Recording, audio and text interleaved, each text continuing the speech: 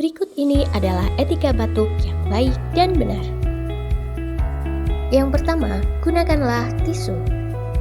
Buanglah tisu yang sudah digunakan ke dalam tong sampah. Cara yang kedua, jika tidak ada tisu, maka gunakanlah lengan bagian dalam. Yang ketiga, jika batuk berkelanjutan, maka gunakanlah masker.